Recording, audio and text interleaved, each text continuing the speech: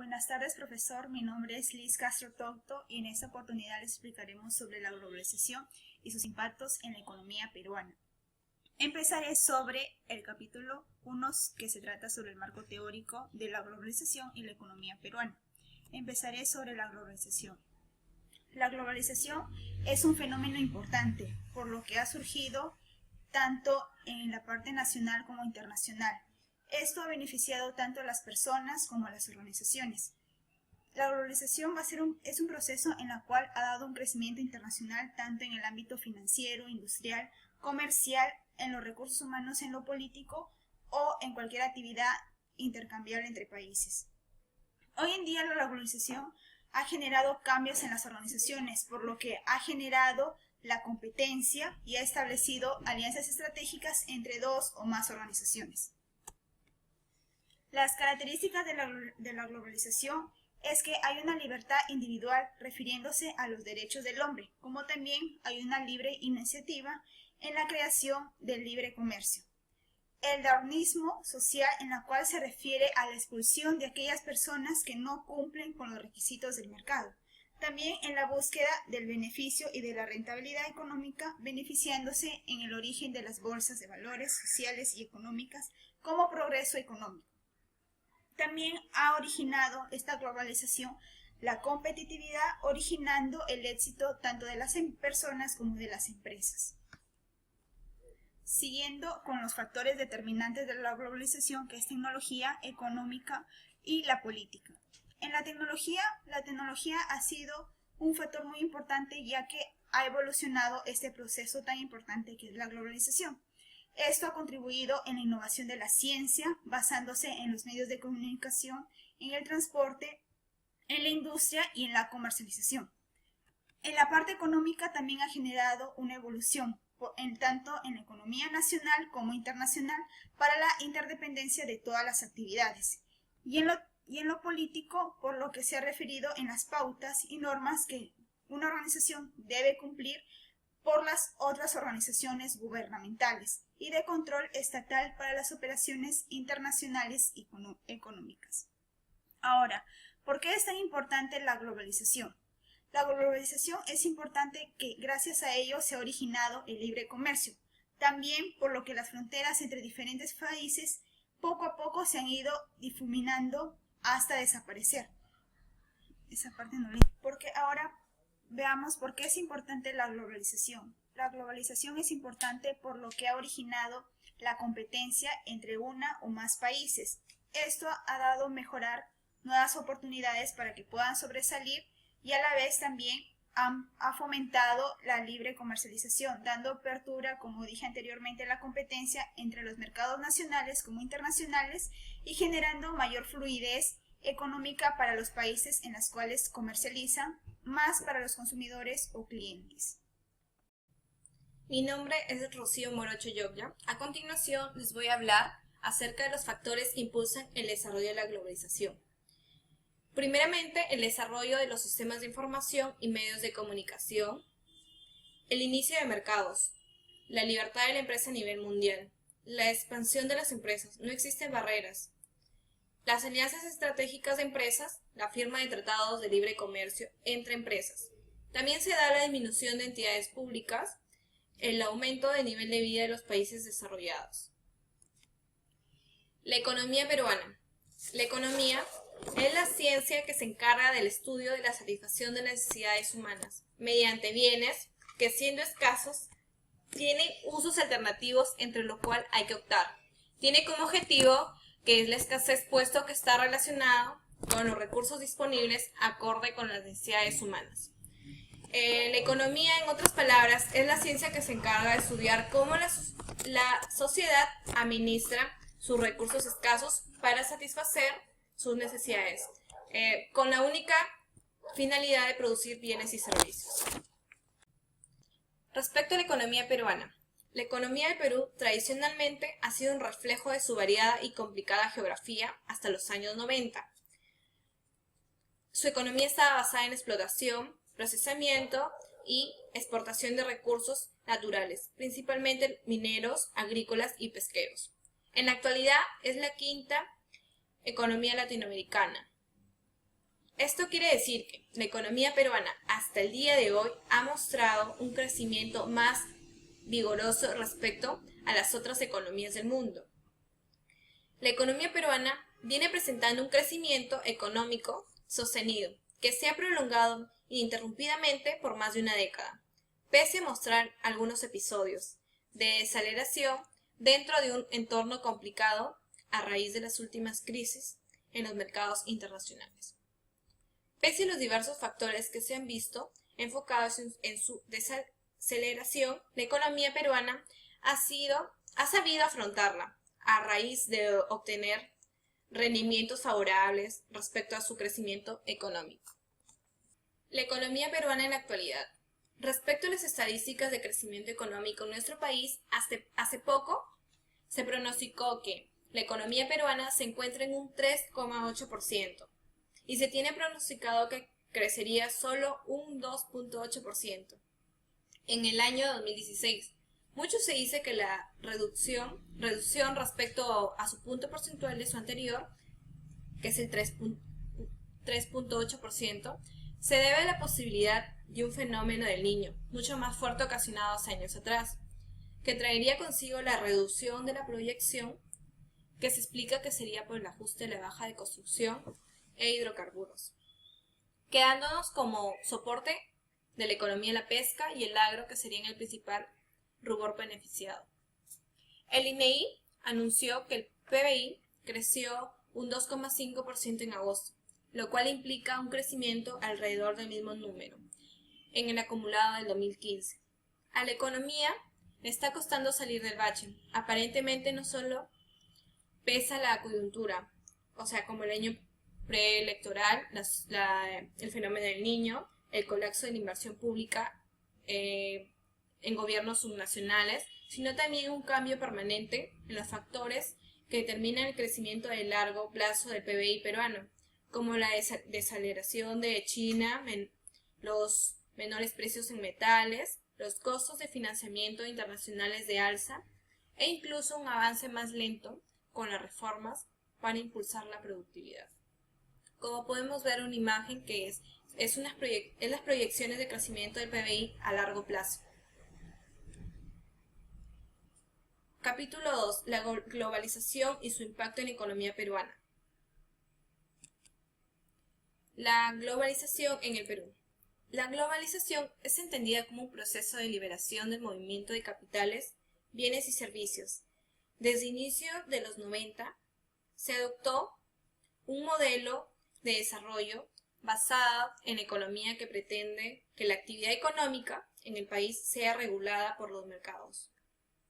El proceso continúa con los acuerdos comerciales y se ha profundizado con los acuerdos de complementación económica y tratados de libre comercio, firmados por el Perú, en los cuales bienes y servicios son objeto de libre comercio. En la actualidad, la globalización en el Perú está cada día más sólido, con los nuevos tratados con Estados Unidos, Europa, Asia y entre otros países.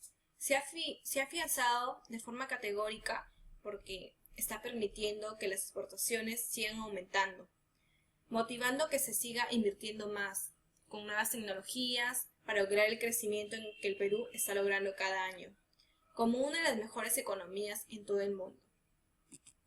Existen significativas ventajas en la globalización, primordialmente en el intercambio económico y cultural, que enriquecen a los pueblos con información y oportunidades que hace poco inesperadas.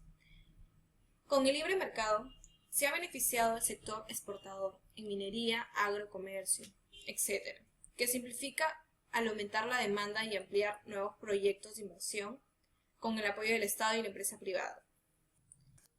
Respecto a la globalización y los logros alcanzados en el Perú.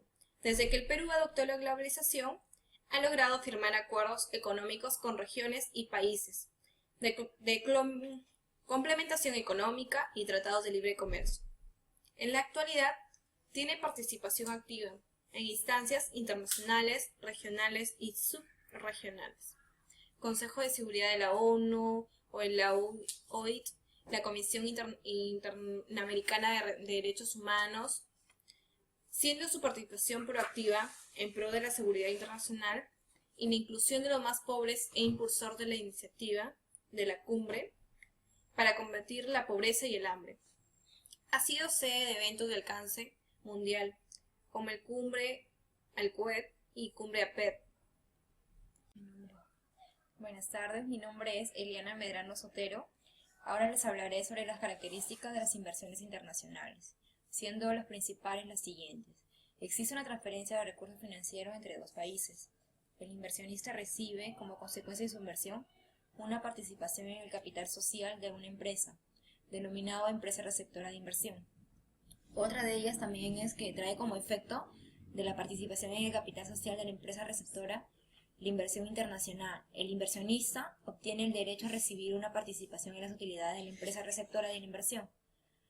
La inversión internacional es un riesgo directo del inversionista. En la inversión extranjera, la empresa receptora de la inversión utiliza los fondos recibidos para los efectos de invertido en operaciones en el país receptor de la inversión. Los tipos de inversiones internacionales. El primer tipo es la inversión directa. Como nos menciona Sánchez, la inversión directa es aquella en la cual el inversionista adquiere la totalidad o un porcentaje importante, permanente y en efectiva en una empresa. Otro autor nos indica que la inversión indirecta es una inversión activa en un país extranjero. En lugar de invertir en valores, los inversionistas se dedican directamente a la construcción de fábricas o ganar participación mayoritaria en las empresas extranjeras para obtener beneficios. Con respecto al anterior, una inversión directa se le considera los recursos destinados a contratos que les otorga el inversionista con la finalidad de establecer un interés o la relación duradera con la empresa de inversión directa, ya que cuenta con una economía muy diferente del inversor directo.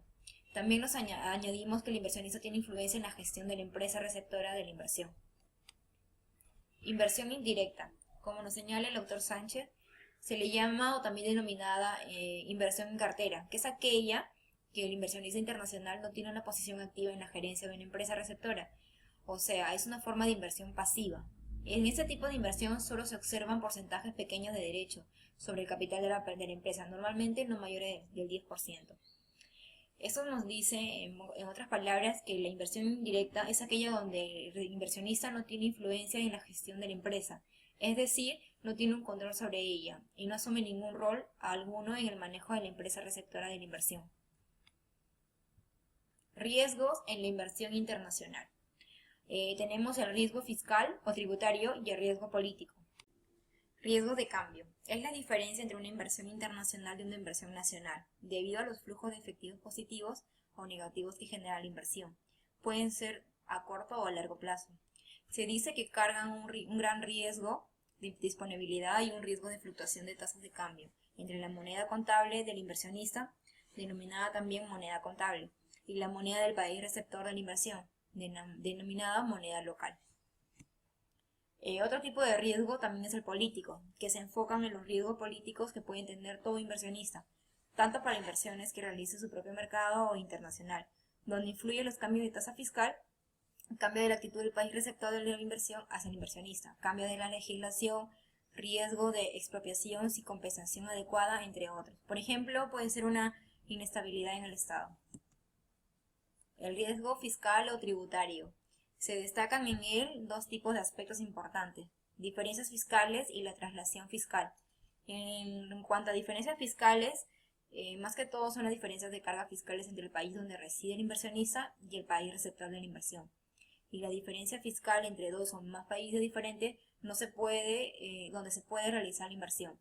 La traslación fiscal se refiere a que después de determinar las diferencias de cargas fiscales, una empresa u organización puede tomar una decisión de traslación de sus utilidades o ingresos brutos al país donde exista la carga fiscal inferior, lo cual es denominado como una decisión de domicilización de ingresos. Bueno. La inversión internacional y su impacto. Como lo menciona el autor Gutiérrez, que en los últimos años se ha recalcado la importancia de la inversión internacional como motor de desarrollo de los países latinoamericanos.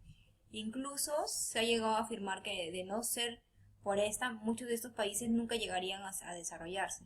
El impacto de la inversión internacional en un país se puede medir a través del efecto que produce el stock de capital, en la balanza de pagos, en el comercio exterior, en los niveles de competitividad, en el desarrollo tecnológico, el desarrollo del mercado interno y el crecimiento económico.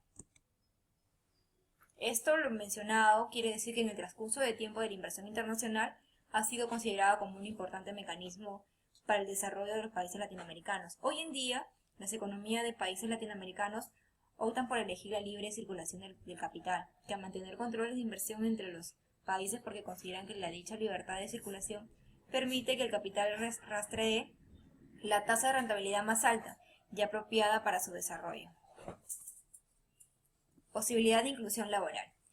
La globalización, como nos menciona Eric Maskey, que es el ganador del Premio Nobel de Economía en el año 2007, expuso que la globalización ha sido un motor de crecimiento mundial, pero a la vez ha incrementado las brechas entre ricos y pobres. El economista basa su teoría en la observación que tuvo frente a los cambios que de años anteriores tuvo los efectos de la globalización. Este modelo mostrado por Maskey señala que una de las promesas de la globalización era de reducir la desigualdad. Eso se cumplió en el pasado, en el siglo XIX, cuando el comercio entre Europa y Estados Unidos sirvió también para trasladar el conocimiento de los trabajadores, y ese trabajo como impacto en sus ingresos. Sin embargo, actualmente este modelo no se ajusta a la globalización en curso. ¿Por qué? Porque los procesos productivos han hecho que las personas menos educadas en los países emergentes queden al margen. Por lo tanto, que las organizaciones requieren personas con aptitudes gerenciales y subordinados. En los países ricos o desarrollados, las diferencias educativas entre ambos no son tan grandes, por lo que es más eficiente y rentable juntar a personas con distintos niveles de capacitación y transferir conocimiento de los unos a los otros, y está permitido que la inclusión laboral de poblaciones extranjeras que manejen el mismo estándar de nivel educativo y el manejo de nivel tecnológico. Este es un cuadro donde se ve el mercado migratorio de profesionales y técnicos del Perú en el año 2015. Tenemos como conclusión de este trabajo monográfico que la globalización ha generado una mejor calidad de vida en casi todos los países, pero los más beneficiados han sido los países desarrollados y los más perjudicados algunos países subdesarrollados. Sin embargo, la globalización restringe algunos mercados, pero es más que todo por la geografía que presenta dichas regiones, donde es muy dificultoso competir por las distancias que hay que recorrer para sacar nuestros productos al mercado competitivo. Con la globalización, en el Perú en esos tiempos va disminuyendo la brecha de la distancia y sobre todo en el sobreprecio, porque el Estado está integrando a las regiones con mejores carreteras, mejores programas sociales, apoyando al agricultor con asociaciones empresariales, entre ellos mismos, para que formen nuevas empresas y sean más fuertes en el exterior. Otra conclusión también tenemos que existe la percepción de que el mundo actual de la globalización ha empeorado los problemas de desempleo, la desigualdad y de la pobreza, pero es claro decir que esos problemas existen antes de la globalización, pero es evidente reconocer que para que la globalización sea sostenible tanto en el ámbito político como en el económico debe contribuirse. Por lo tanto, el objetivo es que exista una globalización que atienda a las necesidades de todas las personas. La economía peruana así ha ido mejorando a través del tiempo. Esto demostrado por cifras, además visto un ambiente global de Perú nos muestra una alta estabilidad macroeconómica. Y por último, la globalización está descrita como el proceso de establecimiento de un nuevo orden económico mundial, en el de la economía global en un mundo sin frontera. Esta monografía, por lo tanto, tuvo como fin aclarar qué sentido se tiene sobre el conocimiento de globalización y cuáles son algunas de sus implicancias que ha traído consigo para el Perú, siendo nuestra nación un país en vías de desarrollo. Gracias.